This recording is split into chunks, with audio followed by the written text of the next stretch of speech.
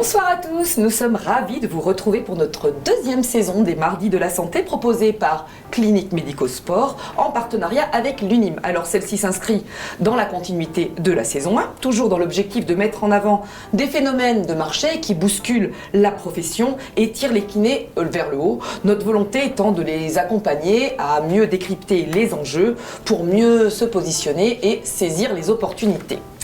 Alors, nous nous retrouvons à nouveau tous les 15 jours en direct des studios de Clinique Médico-Sport où nous recevons des spécialistes pour aborder différentes problématiques dans le domaine de la physiothérapie et parler des nouveaux phénomènes de marché. Alors, ces Mardis de la Santé se veulent être des rencontres interactives, en live, au cours desquels vous avez la possibilité de nous envoyer vos questions à travers le chat dédié sur la droite de votre écran afin que nous puissions vous répondre en fin d'émission. Alors, lors de la saison 1, nous avons traité de nombreux sujets qui intéressent la profession et parmi ceux qui ont suscité le plus d'intérêt, celui de la psychologie du patient et de l'implication de celui-ci dans son propre parcours de soins. Nous avons donc décidé de creuser le sujet et notre sujet du jour est l'éducation thérapeutique. Et avec nos invités, nous nous interrogerons, ou plutôt je les interrogerai, sur la façon dont il faut réinventer la relation thérapeute-patient. Alors sans plus tarder, je vous présente nos invités ici présents. Alors Sylvie Bouchard, vous êtes patiente experte lombalgie chronique et fondatrice de l'association Lombalgie, tu nous souris. Donc vous nous expliquerez un petit peu votre parcours qui est assez lourd et qu'on découvrira avec vous dans quelques minutes. À ma droite, le professeur Alain Moreau, vous êtes professeur émérite au Collège universitaire de médecine générale, l'Université Claude Bernard Lyon 1. Pas d'erreur jusqu'ici. Tout va bien. Le docteur Arnaud Simeone, vous êtes enseignant-chercheur, maître de conférences en sciences de l'éducation, éducation pour la santé, d'où votre présence ici, à l'université Lyon 2, et également membre d'une unité de mix de recherche de l'INSERM, santé, défense, environnement, et responsable du master éducation thérapeutique. Non, éducation pour la santé. Éducation pour la santé, excusez-moi, petite erreur. Et donc, avant d'entrer dans le vif de notre sujet de ce soir, nous accueillons Aude Penel, bonjour Aude, bonjour. Qui représente pour nous ici sur le plateau notre partenaire UNIM. Alors, première petite question, Aude. Alors, qu'est-ce que l'UNIM et qu'est-ce que son rôle dans l'accompagnement des professionnels de santé et en particulier des kinés? Oui, alors notre association, je devrais même dire votre association, a la particularité d'avoir un conseil d'administration qui est composé exclusivement de professionnels de la santé comme vous. Et ces professionnels, vos confrères, se sont réunis et ont réfléchi à des problématiques qui pourraient être les vôtres en tant que personne, à leurs conséquences sur vous, votre famille ou même sur votre activité professionnelle et surtout à des solutions adaptées à ces questions. Vos confrères ont eu la riche idée, j'ai envie de dire, de s'appuyer pour cela sur un assureur de qualité, le premier assureur mondial qui est Allianz, que vous devez certainement connaître, et qui est notamment le premier en termes de solidité financière. Et ça, c'est important. C'est important parce que quand on s'assure notamment sur des risques tels que l'invalidité, il faut être sûr que l'assureur, dans 20 ou 30 ans, il soit toujours présent. Voilà, alors être adhérent à l'association, c'est aussi au-delà des tarifs et des garanties spécifiques négociées pour vous, par vos confrères. C'est également la possibilité d'accéder à ce qu'on appelle un compte assurantiel. Alors, qu'est-ce que c'est qu'un compte assurantiel? C'est tout simplement la possibilité de bénéficier de tarifs avantageux chez notre partenaire Allianz pour toutes vos autres assurances, que ce soit auto, habitation, assurance de cabinet ou encore responsabilité civile professionnelle. Alors, pour être très concret pour nos éditeurs, est-ce que vous pouvez prendre un cas d'usage pour illustrer l'action de l'UNIM très concrètement? Oui, bien sûr. Alors, prenons le cas d'un accident. Ça peut arriver à tout le monde, un accident. Ça arrive. Voilà. Ça arrive. Malheureusement, vous êtes, en tant que kiné, souvent sportif, vous vous déplacez en patientèle, vous pouvez avoir un accident domestique et imaginons que vous ayez ce qu'on appelle une incapacité temporaire partielle, en gros un arrêt de travail. Alors l'UNIM, comment elle va intervenir? Tout simplement, elle va vous verser des indemnités journalières qui va vous permettre de maintenir votre revenu pendant cette période-là, payez vos charges personnelles et payez également vos charges professionnelles. Alors imaginons que cet arrêt de travail se finalise finalement par ce qu'on appelle une invalidité partielle permanente. En gros, vous êtes toujours capable d'exercer, mais pour autant vous êtes atteint dans votre capacité de gain. Et bien, l'UNIM va vous verser une rente pour compléter votre revenu à hauteur de votre niveau de vie habituel, et ce, des 10% d'invalidité. Et ça aussi, c'est important, Nathalie, puisque aujourd'hui, ce taux de 10%, c'est, à ma connaissance, en tout cas, le taux d'intervention le plus bas du marché. Donc vos confrères ont bien travaillé. Et puis, imaginons que cette invalidité devienne une invalidité totale, impossibilité de travailler. Vous êtes en totale rupture avec votre activité de kinésithérapeute. Et bien là, l'UNIM versera cette fois une rente totale pour couvrir l'intégralité de vos besoins. Et bien évidemment, on prendra en compte l'exercice spécifique de la profession de kiné. Personne n'est à l'abri non plus d'un décès prématuré. Dans ces cas-là, l'UNIM va aussi intervenir, bien évidemment, en versant une rente conjointe qui va avoir pour objectif finalement d'assurer le niveau de vie de votre conjoint, une décence de vie, une rente éducation pour financer les études des enfants et leur assurer un niveau d'études équivalent à celui qui aurait dû être le sien si les deux parents étaient encore là. Et puis, pour finir, un capital pour vos associés si vous travaillez en groupe. Et on sait que les kinés sont de plus en plus nombreux à travailler en exercice. Voilà rapidement quelles sont nos actions. J'aimerais peut-être juste rajouter qu'on a aujourd'hui des correspondants de l'association UNIM partout en France. On a des agences physiques, des assureurs conseils qui vont pouvoir, par leur connaissance de l'écosystème des professionnels de santé, pouvoir répondre à vos besoins particuliers. Merci beaucoup Aude, vous ne nous parlez pas forcément de choses très drôles, très gaies, mais en même temps, s'y préparer, c'est aussi prévoir la suite. Alors on le souhaite à personne, mais si on ne prévoit pas, par contre, ça met les gens quand même vraiment dans l'embarras. Alors on retrouve l'UNIM en fin d'émission pour un atelier qui va être dédié à la réforme de la loi de finances, qui concerne les indemnités journalières, si j'ai bien compris. Alors un petit teasing pour cet atelier d'échange en fait que vous proposez en fin d'émission. Alors l'objectif, c'est de faire de manière très succincte un petit point sur le contenu de cette loi de finances, comment elle vous impacte, mais également d'avoir un petit temps d'échange pour poser vos questions. Eh bien, merci beaucoup. Alors, nous allons à présent entrer dans le vif du sujet. Et avant encore de solliciter nos trois intervenants, alors je rappelle les objectifs de ce plateau. Donc, nous avons deux objectifs principaux. Nous allons nous focaliser sur l'impact de l'évolution des connaissances, des attentes, du statut des patients au cours de ces dernières années. Alors, un petit peu en parallèle finalement avec l'évolution de la société, avec un accès plus direct, plus large à l'information, une remise en cause du statut du médecin tout-puissant, et donc l'impact sur la relation avec les thérapeutes. Alors attention, le sujet est beaucoup plus complexe qu'on croit, car les attentes sont sans doute bien différentes selon la pathologie traitée, le cabinet, les thérapeutes. Et deuxième objectif très important de notre soirée, c'est d'analyser objectivement les dysfonctionnements, on verra qu'il y en a, et les biais psychologiques dans la relation entre le thérapeute et le patient. Alors en particulier la perception que l'un a de l'autre et vice-versa, et donc de répondre en apportant la bonne démarche en fonction du profil du patient pour le mettre dans de bonnes dispositions et donner des solutions accessibles dès demain en rendant finalement le patient actif.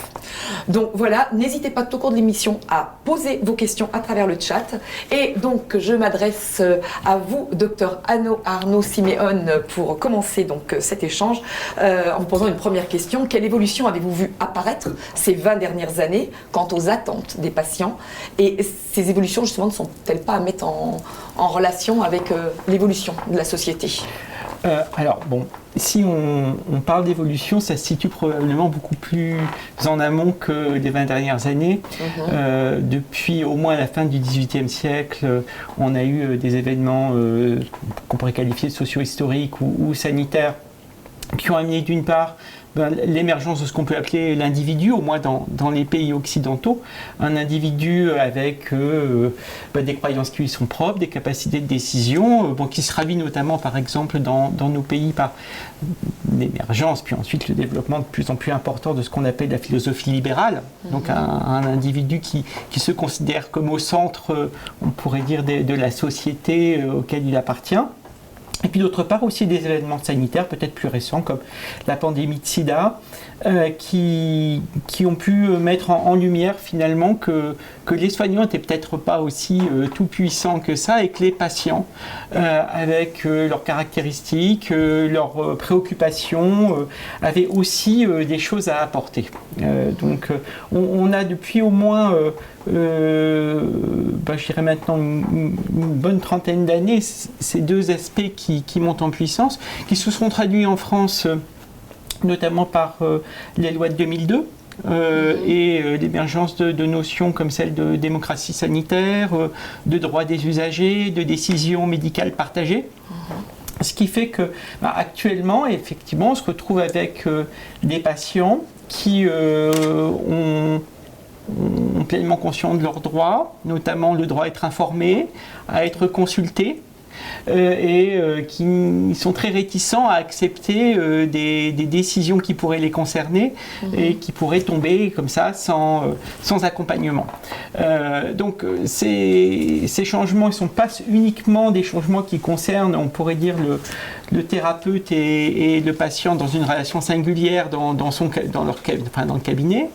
C'est des événements plus larges, mais qui impactent de manière forte, oui, la relation patient-soignant, patient-thérapeute. Alors, Sylvie Bouchard, donc, en tant que patiente qui a eu un parcours de vie particulièrement difficile, éprouvant, comment avez-vous vécu la relation et l'interaction avec vos différents thérapeute? Est-ce que ces relations ont répondu à vos attentes? Et avant de répondre à cette question, merci de nous résumer quand même votre parcours. Alors je sais qu'il y a de quoi écrire un livre, que vous avez même un site qui est dédié, mais comme on n'a pas énormément de temps non plus, merci de nous résumer pour qu'on comprenne bien quand même. Déjà, on vous remercie beaucoup d'être présente sur le plateau. Peut-être que vous n'auriez pas pu l'être il y a quelques années en arrière, si j'ai bien compris. Donc je vous laisse nous expliquer un petit peu votre parcours. Oui, en effet, en 1993, j'ai fait une banale chute en VTT. Qui m'a provoqué une hernie discale. Et à l'époque, il n'y avait pas les prises en charge qu'il y a aujourd'hui pour ce genre de pathologie. Donc j'ai été rapidement opéré. Et donc j'ai subi en 20 ans, j'ai subi 5 chirurgies malheureuses sur mon rachis lombaire. Qui m'ont, je suis resté couché pendant 20 ans, immobilisé dans un corset. C'est-à-dire en partant d'une hernie discale, vous restez couché 20 ans? Oui. C'est pas complètement classique? Oui, non. Alors vous me parliez de la relation avec les thérapeutes. J'avais 25 ans à l'époque. Ah oui. Et pour moi, le médecin... Quand vous dites une banale chute, ça devait quand même être une grosse chute. C'était pas je suis tombé, je roulais tout doucement sur un pont de rivière qui traverse une rivière et j'ai perdu l'équilibre. Je suis en position assise sur le lit de rivière. Aïe, oui. La chute bête en fait. En plus, elle est bête cette chute. C'est vraiment... Ça, j'ai dit une banale chute. C'est la suite qui n'est pas banale. Oui, voilà, c'est ça, oui. Et vous parliez donc de la relation que j'ai eue avec les thérapeutes. Aujourd'hui, je dis que déjà j'avais 25 ans. Alors, pour moi, le docteur, c'était quelqu'un de... C'était un dieu. Et il était. D'ailleurs, c'était tout puissant. Il n'y avait pas vraiment de relation, de dialogue. C'était plutôt un monologue.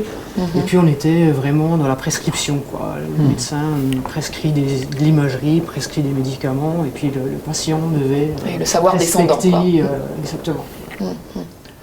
Le patient n'a aucune emprise sur ce qui lui arrive, et finalement, et puis en plus à 25 ans, au final, on se range. Professeur Alamaro, je me tourne vers vous. Alors aujourd'hui, est-ce que les thérapeutes répondent-ils, selon vous, aux nouvelles attentes des patients qui ont été évoquées par Sylvie et le docteur Simeone? Alors moi, je crois qu'en effet, ça progresse. Arnaud l'a dit, et Sylvie, tu le constates aussi. Donc là, on est dans un changement, comme on dit maintenant, de paradigme. Et ça évolue vraiment dans le bon sens. Moi, je m'occupe aussi de la formation des étudiants, Arnaud aussi, et puis maintenant on intervient avec des patients partenaires, et vraiment cet équilibre, ce modèle délibératif qui dépasse, j'aime bien ce terme dépasser, parce que le modèle paternaliste, par exemple, quand on est en situation d'urgence, il vaut mieux qu'un urgentiste, il prenne une décision qui va sauver le patient, il ne va pas délibérer avec le patient sur la façon de le soigner. Oui, on est clair. Bien sûr. Donc là, c'est le modèle biomédical qui est en première ligne.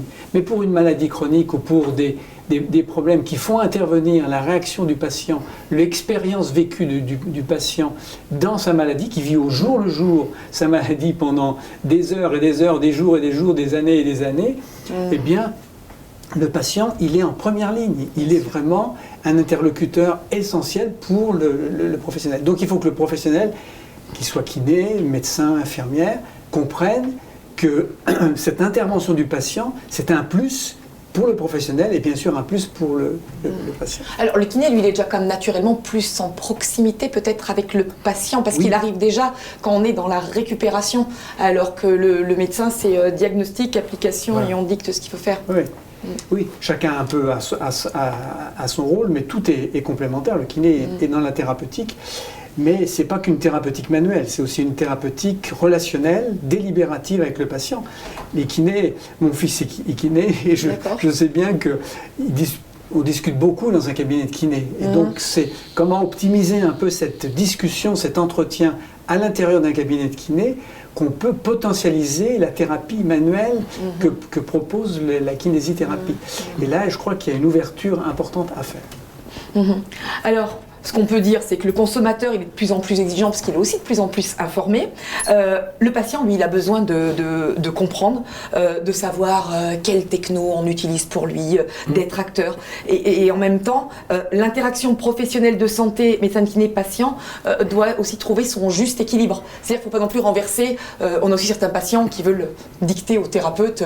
Vous avez des gens qui arrivent en disant ce qu'il faut leur prescrire, parce qu'ils ont vu une émission et qu'on utilise telle technologie. Donc c'est-à-dire qu'il y a quand même un équilibre à trouver là-dedans. C'est-à-dire que c'est pas on passe du médecin tout puissant. Il ne faut pas non plus que le patient, c'est pas lui non plus qui va inventer sa thérapie. Tout à fait. C'est pour ça que je propose ce modèle délibératif. C'est pas moi qui le propose. La littérature, les études montrent bien que c'est dans cette relation où chacun garde sa place. C'est-à-dire le professionnel kiné, médecin, infirmière garde une compétence professionnelle qui va être en interaction et en relation, en adaptation, en accompagnement. Moi, le terme central, tu l'as utilisé, c'est le terme d'accompagner. On accompagne, il y a une forme de coaching, on appelle ça aussi le counseling en anglais. Donc tout ça, c'est un accompagnement, mais j'allais dire comme aussi une danse. Quand on fait une valse, chacun participe à la danse. Donc la relation thérapeutique, c'est comme une valse thérapeutique. Alors, on l'a annoncé dans le titre, l'éducation thérapeutique, donc c'est un petit peu ce qui nous réunit ce soir, est une piste pour répondre à ces nouvelles attentes. Alors, la question va s'adresser à tous les trois. Pouvez-vous chacun définir ce qu'est l'éducation thérapeutique et concrètement, quels bénéfices peut-elle apporter alors, aux thérapeutes comme aux patients, parce que les deux en bénéficient. Alors, avec...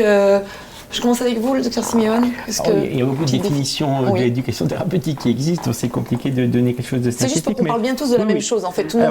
Quand on parle d'éducation thérapeutique, on pourrait voir ça comme le moyen qui peut permettre à la fois au patient d'être plus autonome par rapport aux questions de santé qui le touche, et aussi peut-être de pouvoir prendre des décisions et poser des choix de manière éclairée.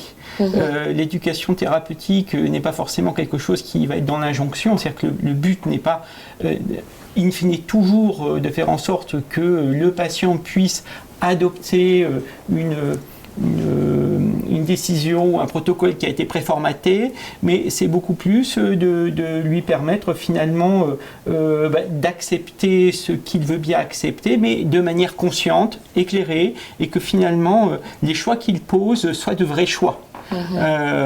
Et ça, c'est comme le soulignait Alain tout à l'heure, c'est quelque chose où la relation de pouvoir finalement entre patient et thérapeute peut être plus équilibrée, où les rôles restent quand même bien définis et où la liberté de chacun est respectée. C'est-à-dire qu'à la fois on va respecter la liberté du patient, aussi reconnaître ses compétences, ce qu'il peut contribuer aussi à amener dans sa prise en charge, mais le thérapeute n'est plus non plus en situation de toute puissance où la seule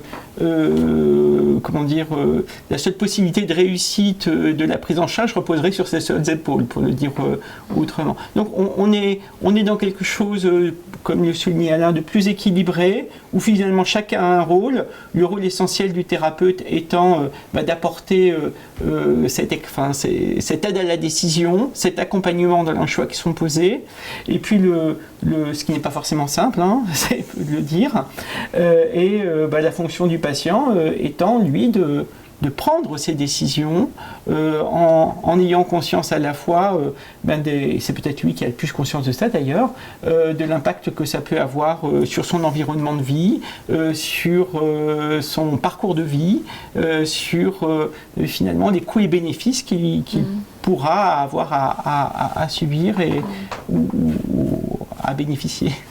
Est-ce que vous êtes tous les deux raccord avec cette définition que nous donnait le docteur Siméon? Est-ce que vous souhaitez compléter sur l'éducation thérapeutique, Sylvie? C'est rendre le patient acteur de sa pathologie, c'est ça.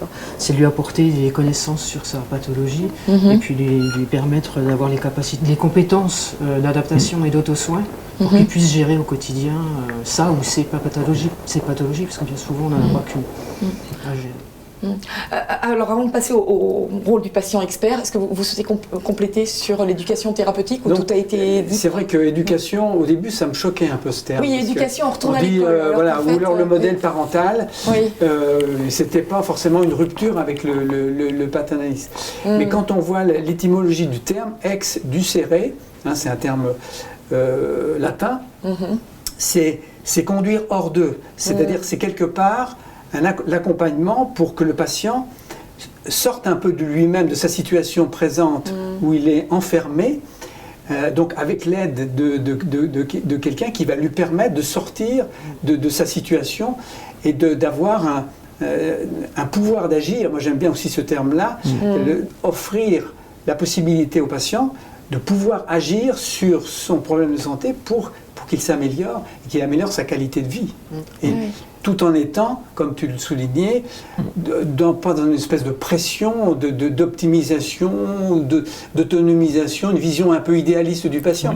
C'est des petits progrès, des petits pas, des petites rivières qui font des grosses rivières. C'est-à-dire des petits. Il faut expérimenter dans la pratique des petites solutions qui vont apporter des petites améliorations, qui vont renforcer la confiance, qui vont permettre enfin, tu pourrais en parler mieux que moi. Comme le souligne Alain, ce qui est vraiment très important et central, c'est qu'il n'y a pas de recette. C'est-à-dire que tout cela ne peut que se faire qu'en prenant chaque patient dans sa singularité, avec son contexte de vie propre, et même si on peut chercher à développer des capacités, quand même des capacités initiales. C'est-à-dire que ce n'est pas une espèce de concours, il faudrait que chaque patient arrive forcément à une espèce de norme qui serait fixée à l'avance. S'il y a vraiment un résultat qu'on peut souligner dans les recherches qui ont été faites en éducation thérapeutique, c'est qu'il n'y a pas que le but se construit avec le patient et qu'il n'y a pas de but à... Tous n'ont pas forcément la volonté, c'est-à-dire que vous avez des gens qui vont être relativement passifs et qui ont besoin d'être pris en main et qu'on leur dicte, et d'autres qui ont besoin d'être acteurs et de participer. Ça peut se prendre en compte aussi. C'est-à-dire qu'effectivement, on peut avoir des patients qui vont être d'emblée dans une démarche très active, d'autres pour qui ça va être peut-être un petit peu plus difficile, mais il n'empêche, il faut quand même arriver à essayer d'obtenir une certaine implication.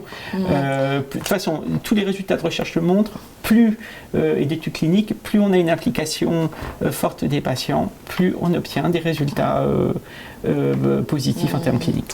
Alors, là-dedans, le patient expert correspond quand même bien à ces nouvelles attentes. Alors, est-ce que vous pouvez nous en dire plus, Sylvie, sur le rôle et les missions du patient expert? Donc, déjà expliquez-nous, parce que du coup, vous êtes... Alors, patient expert, c'est un vrai terme, c'est pas juste un terme qu'on a choisi pour faire joli, il y a une reconnaissance, il y a un DU qui correspond à ça.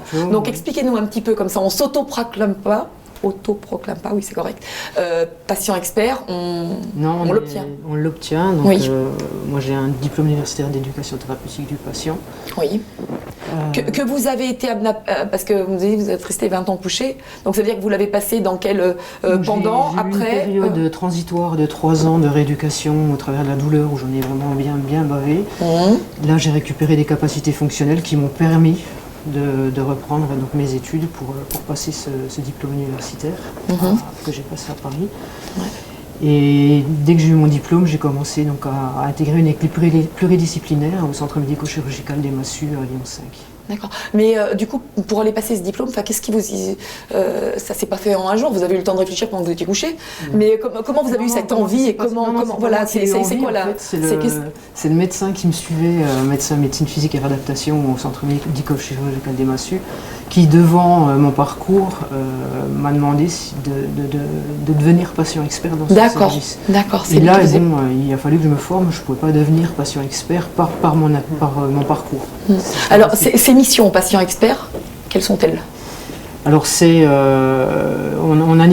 on co-anime des ateliers, différents ateliers. Donc pour ma part, c'est un atelier balnéothérapie au départ, tout au départ. Vous animez où? À l'hôpital? À l'hôpital. D'accord. Dans un CHU ou dans c'est notre partout? Au centre médico-chirurgical des Massus. D'accord, un programme d'éducation thérapeutique dédié aux lombalgies chroniques.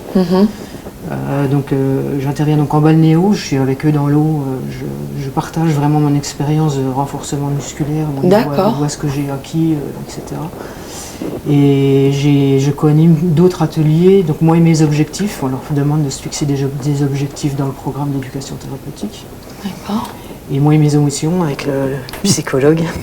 D'accord. Et puis j'ai créé dernièrement l'atelier tricycle couché. D'accord. Alors pour remettre un petit peu des dates, vous avez passé le DU en 2012-2013 et en 2017, vous avez créé l'association Lombalgie, tu lui souris. Là, je lui souris. Là, oui. Oui, alors le but c'était de partager mon expérience, premièrement. Et puis ensuite c'était de favoriser l'activité physique adaptée aux lombalgies chroniques. Donc l'APA. L'APA. Donc, je travaille avec des APA au centre médico-chirurgical des Massus. D'accord. D'ailleurs, on les appelle, parce que bon, c'est l'activité physique adaptée, et c'est un petit peu un raccourci de langage de dire les APA, parce que les APA en soi, ça veut rien dire, c'est des pratiquants de l'APA. Non, c'est des éducateurs. D'accord. Éducateurs activité physique adaptée. D'accord. Ok. Donc là, tous ces ateliers, ces programmes, vous les construisez, vous les animez avec eux? Je co-anime, oui, bien sûr. Ouais. D'accord. Ok. Et donc, si c'est en balnéo, vous êtes dans l'eau, c'est-à-dire vous montrez très concrètement, vous montrez les exercices, vous soutenez les patients qui ont. Je co-anime vraiment l'atelier. De toute façon, le patient expert, il est bénévole et en termes de responsabilité, je ne peux pas intervenir toute seule dans un atelier à l'hôpital. D'accord. Professeur Moreau, est-ce que vous avez quelques exemples concrets aussi de collaboration avec des patients experts à nous donner? D'ailleurs, Sylvie participe aussi. Dans le cadre de la fac, il y a l'hôpital, mais il y a aussi, dans le cadre de la faculté, on organise des ateliers, par exemple, avec des patients diabétiques qui viennent parler de leur expérience vécue du diabète, et les étudiants en deuxième cycle, donc même avant l'internat. Et cette expérience-là a beaucoup de succès parce que, concrètement, le médecin voit 4 à 5 fois par an un patient diabétique, par exemple, alors que le patient, lui, vit tous les jours avec son diabète. Et ça a un impact émotionnel chez les étudiants beaucoup plus important qu'un discours sur les questions d'internat sur le diabète. Ils savent ça par cœur. Mais par contre, le vécu, l'expérience vécue, ce savoir que les patients disent comment ils se débrouillent concrètement et non pas qu'ils vont au-delà du discours médical. Il y a qu'à, faut que. Je pense que c'est la même chose pour la lombalgie. Normalement, on dit il y a qu'à, faut qu'on, mais c'est oui, pareil. faut ce qu'il faut. Mais voilà, ce discours qui tombe du haut, même les étudiants font la différence. C'est parce qu'ils sont assez proches d'une période où ils étaient peut-être un peu, ils n'étaient pas intoxiqués, c'est pas intoxiqués, ils étaient conditionnés par, c'est un mauvais terme, je m'en excuse, mais voilà, ils sont un peu aussi nature par rapport, ils ont peut-être eu même une expérience de maladie. Donc il y a toute cette formation qu'on fait en commun avec Sylvie, et moi en tant qu'enseignant, ça m'apporte énormément parce que on illustre concrètement dans ce binôme que tu décris bien, on illustre concrètement ce qu'est l'articulation entre un professionnel de santé, parce que ça peut se faire très bien dans les écoles de kiné. Bien sûr. Tu as Oui, l'expérience. il y a à Descartes aussi à Paris, dans Voilà. les écoles. D'accord, d'accord. Donc voilà, ça peut se faire école d'infirmière, tous les professionnels sont concernés, il faut que les patients experts vraiment interviennent et qu'on montre cette complémentarité, c'est le mot-clé qu'on a utilisé dès le départ, cette complémentarité entre le savoir biomédical, biokiné, bio-infirmière, tout, et puis le savoir vraiment Expérientiel. Voilà, expérientiel, c'est-à-dire qu'on n'est pas dans de la théorie qui est... L'expertise du patient, c'est son expérience. Alors, vous êtes d'accord avec moi que pour parler d'éducation thérapeutique, ça ne sera pas efficace si on n'adapte pas le discours au patient.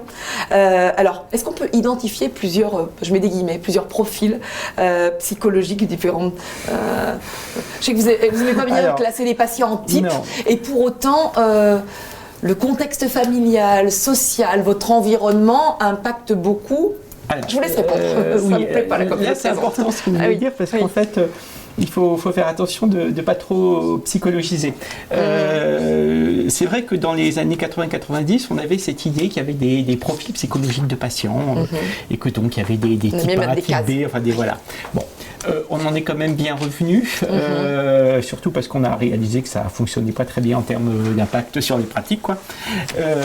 Et c'est vrai si on parle de profil de patient maintenant, c'est beaucoup plus en tenant compte de l'environnement du patient. C'est-à-dire que ce n'est pas quelque chose qui va relever d'une personnalité, par exemple, mais effectivement, vivre en couple avec des enfants, c'est pas exactement la même chose qu'être célibataire. Avoir un tel niveau de revenu, c'est pas exactement la même chose qu'avoir un revenu plus faible. Et tout ça a un impact très concret sur la possibilité ou non de mettre en œuvre des recommandations. Un autre facteur qui est maintenant considéré comme fondamental, c'est celui ce qu'on appelle des littératies, c'est-à-dire finalement à la fois la capacité à avoir une espèce de stock d'informations sur des questions médicales, mais aussi à pouvoir les rechercher, les comprendre. C'est ces deux facteurs-là qui actuellement paraissent quand même les plus significatifs dans la mise en œuvre ou non des recommandations qui sont faites aux patients. Donc si on avait des profils à faire, c'est peut-être des profils sociaux, ou en tout cas socio-familiaux, ou le contexte de vie, et puis ce facteur qui est celui de la manière dont on peut comprendre des informations et les rechercher, les emmagasiner, on pourrait dire des choses comme ça, les traiter. Et là aussi on a des grandes disparités. Le facteur ce qu'on appelle les littératies en santé, donc cette capacité à rechercher de l'information, à la comprendre, actuellement on considère que c'est peut-être le facteur le plus significatif dans l'acceptation et la mise en œuvre de recommandations de santé. D'ailleurs, je dirais que la crise de Covid-19 est une très bonne illustration du fait que les littératies ont un impact fort sur l'acceptation ou non de telle ou telle recommandation de santé. Donc, pour les personnes âgées, on parle des aidants. Pour les personnes qui souffrent de pathologies chroniques, leur entourage, leur environnement familial, c'est aussi des aidants finalement, c'est des écoutants, c'est des comprenants, c'est des...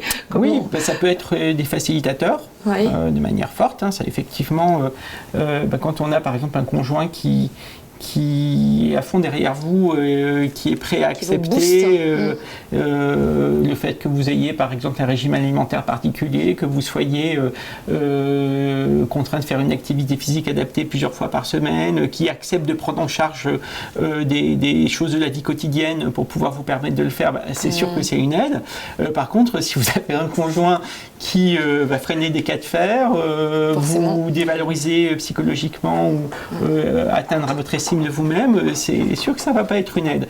Donc l'environnement familial, mais économique aussi, il ne faut pas le nier, ou même géographique. On parle des inégalités de santé, mais il y a aussi beaucoup d'inégalités territoriales de santé. Je pense que c'est plus facile, par exemple, d'avoir accès à certaines recommandations de santé quand on vit à Lyon et qu'on a accès aux transports en commun que quand on vit au fin fond de la Saône-et-Loire, par exemple. Donc tout ça impacte. Et je dirais que quand on est un professionnel de santé, tenir compte de où vit le patient, de son contexte familial, de son niveau de revenu, voire de son niveau d'éducation, ce sont des éléments essentiels. Voilà. Oui, tout à fait. Alors, il faut qu'on rappelle aussi que l'éducation thérapeutique du patient, elle concerne tous les thérapeutes, quelle que soit leur spécialité, que ça va aussi dans le sens de l'évolution du parcours du patient, c'est-à-dire d'une centralisation du médecin tout-puissant vers un partage des connaissances à l'intérieur d'un réseau de compétences médicales, paramédicales, patients. Alors, pour aller encore un peu plus loin, quel discours tenir de manière préférentielle à chacun? Quelles actions concrètes on peut mettre en place? Je m'adresse à tous les trois. Allez, Sylvie. À toi. Mettre en place des programmes d'éducation thérapeutique dans les structures, comme on a fait. Là, justement, l'exemple que vous avez donné à l'hôpital des Massues, est-ce que c'est très développé? Oui. Et donc on prend en charge le patient de façon très globale. Donc vous parliez aussi du socio-familial, socio-professionnel, tout ça. Tous les ateliers prennent en charge toutes les dimensions autour du patient.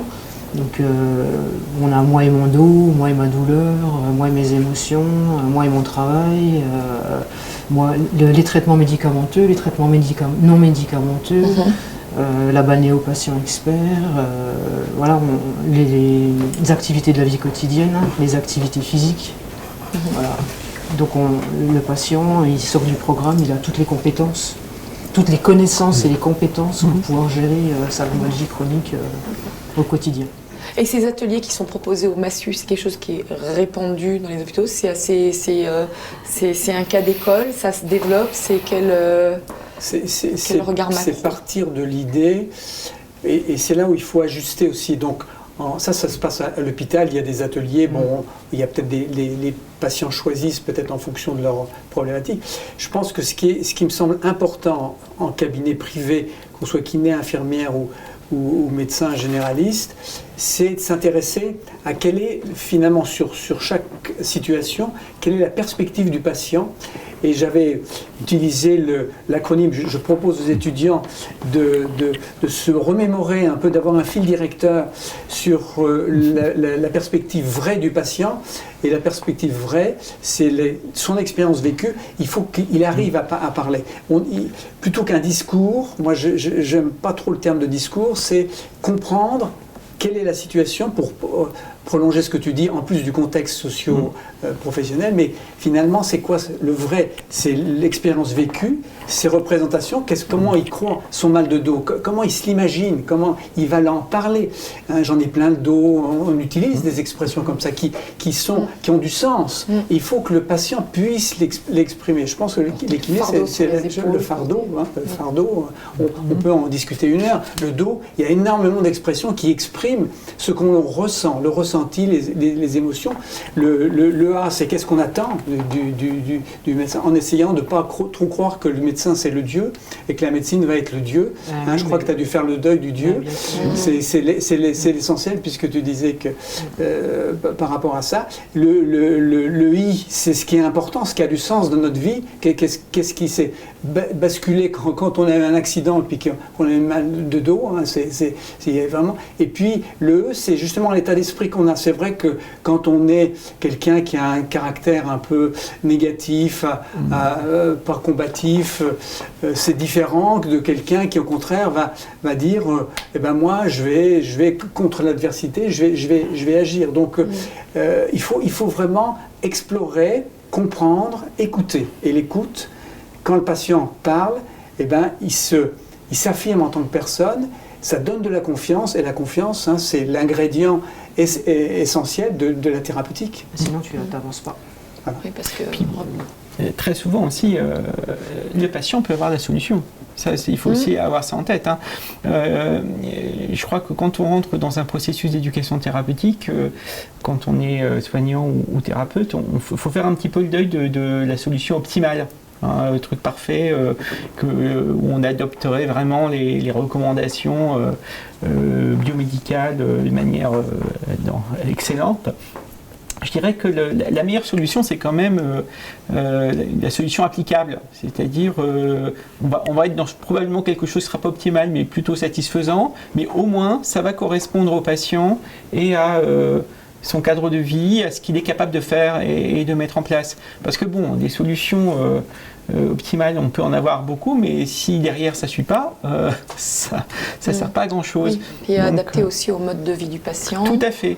Et très souvent, on en discutait d'ailleurs tout à l'heure avec Sylvie, le patient, c'est lui-même qui peut trouver la solution qui va lui correspondre et dont il va retirer un bénéfice. Et ça, il faut encore que, comme le disait Alain, le thérapeute soit capable d'écouter et de faire verbaliser. C'est essentiel, savoir se taire. C'est une capacité du professionnel. Si ceux qui peuvent se taire sont des bons professionnels. Ouais. Et alors, est-ce que la relation entre le thérapeute et le patient, elle n'est pas aussi biaisée par la perception que l'un a de l'autre? Quels vont être les freins? Quels vont être, alors on les a déjà un petit peu évoqués, mais les difficultés, les réticences rencontrées alors ça a été évoqué tout à l'heure par Sylvie, du côté du patient, c'est très souvent la peur d'être peut-être ridicule, la perception aussi d'avoir en face de soi quelqu'un qui va apporter des solutions toutes faites, c'est-à-dire que le personnage tout-puissant, qui a un savoir incontestable, qui est forcément l'expert de son domaine, donc ça c'est quelque chose qui est quand même très présent chez les patients, qui en plus, eux, ont beaucoup de mal à imaginer qu'ils possèdent des savoirs. C'est-à-dire que, en plus, les savoirs qu'on qualifie de profanes dans ce cadre-là sont souvent peu reconnus, peu valorisés. Donc ça peut être très difficile, ne serait-ce que pour un patient, d'exprimer une opinion, parce qu'il ne se sent pas du tout légitime à le faire. Et puis alors de l'autre côté, des fois c'est aussi un petit peu difficile pour le thérapeute de les écouter, parce qu'il n'a pas forcément une représentation de ces savoirs profanes comme étant quelque chose qui peut avoir une valeur ou un intérêt. Et moi, je poserais la question justement à Sylvie. Toi, dans ton parcours, qu'est-ce que tu as rencontré comme professionnels qui t'ont bloqué, qui ne t'ont pas permis d'avancer? Quelles sont les caractéristiques de ça par rapport au contraire d'autres professionnels qui t'ont permis d'avancer? Qu'est-ce qui fait la différence? Alors, où j'étais beaucoup bloqué, c'est avec les chirurgiens. Parce que vraiment, c'était... Population particulière? Je ne vais pas m'étaler. On a entre nous, vous pouvez... Oui, si vous voulez. C'est possible. Sinon, les gens qui m'ont beaucoup aidé, justement les kinés. Parce qu'on est sur le terrain, on est avec les machines, on est dans la salle de sport. Donc là, on a moyen de discuter et d'échanger. Mais au niveau des médecins, il y a eu beaucoup de blocages me concernant. Ce que je te dis, c'est comme tout à l'heure, c'était beaucoup donner des ordres. Je ressortais à chaque fois avec une ordonnance de médicaments ou d'imagerie et point barre, quoi. J'avais aucune autre solution. Tu vois, on m'aurait dit il faut faire des étirements, il faut mettre du chaud, il faut détendre un petit peu le dos. Ça aurait été beaucoup plus concret que de me faire manger des médicaments. Alors, vous nous avez déjà parlé donc, des actions qui se mettent en place finalement au quotidien autour de votre implication auprès des autres patients. Alors, là, on vient juste de l'évoquer. Comment ces actions peuvent-elles être adaptées à l'échelle du cabinet de kiné? C'est-à-dire que là, vous intervenez là-dessus. Vers quoi il faut aller? Qu'est-ce qu'on doit dire aux kinés là, qui nous écoutent pour justement que eux soient encore plus partie prenante dans les... Moi, j'ai envie de dire qu'un kiné tout seul en libéral, c'est compliqué de faire l'éducation thérapeutique du patient. Qu'est-ce que tu en penses?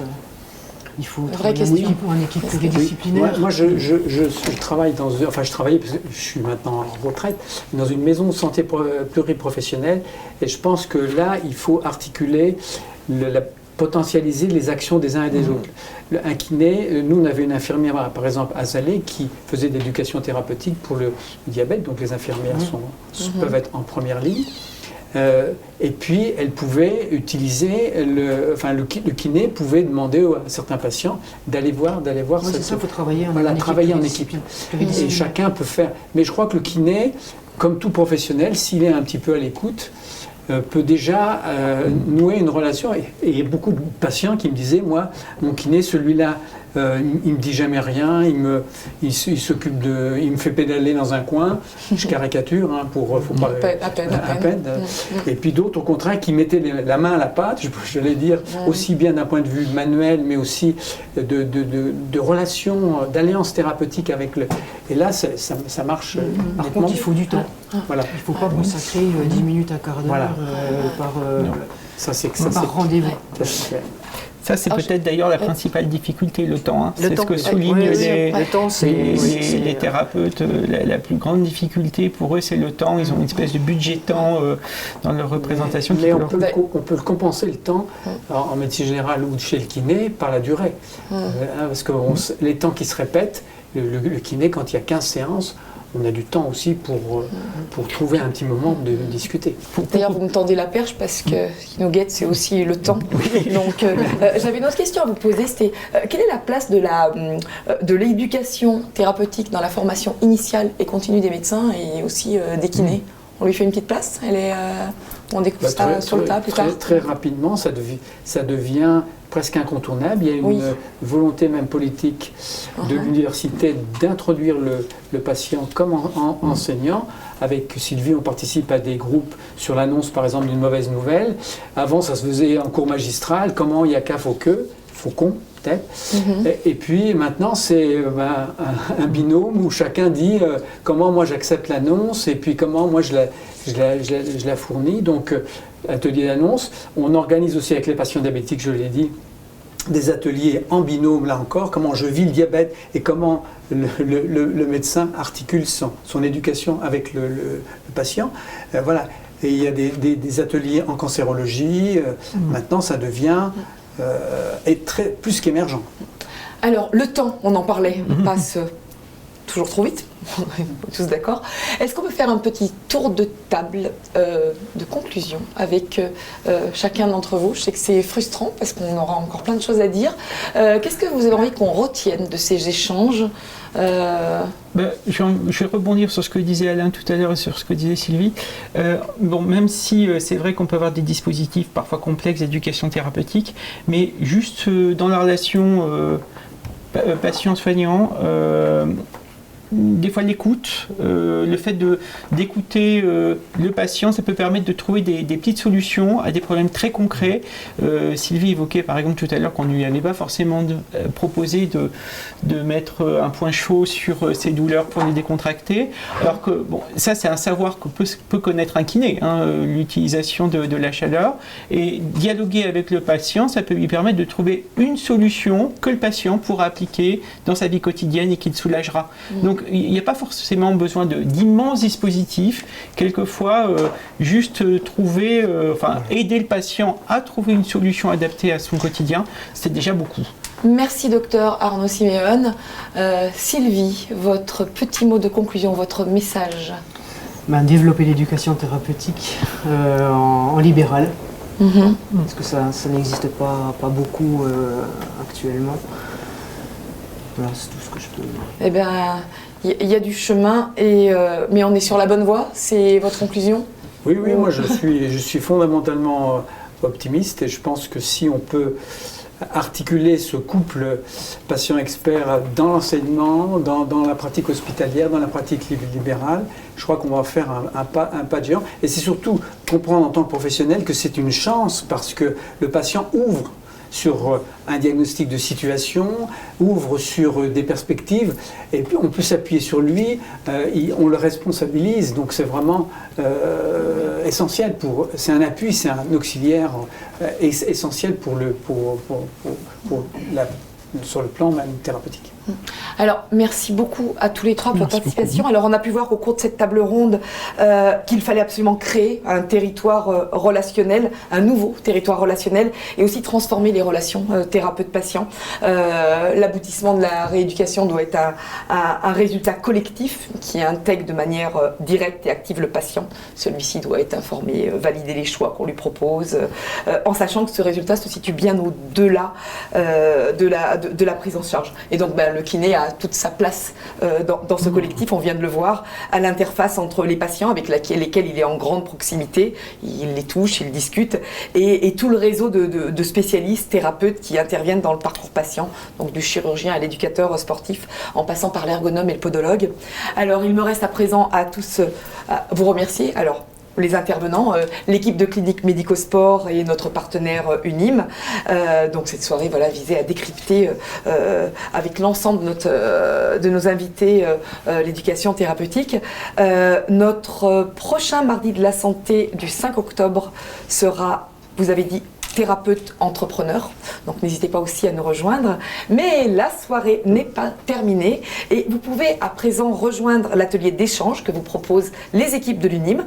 Alors Aude, on fait un petit rappel sur ce que l'on va retrouver dans cet atelier qui porte donc sur la réforme de la loi de finances votée au 1er janvier et qui concerne les indemnités journalières, je crois. Tout à fait, l'objectif de l'atelier d'échange qui va durer entre 5 et 10 minutes, c'est de vous rappeler comment cette réforme de la loi de finances va vous impacter, vous directement, donc expliquer un petit peu le fonctionnement et puis surtout vous donner l'occasion de poser les questions que vous pourriez avoir. Voilà. Eh bien, merci à tous, bon atelier et au plaisir de vous retrouver pour notre prochain Mardi de la Santé. Bonne soirée à tous.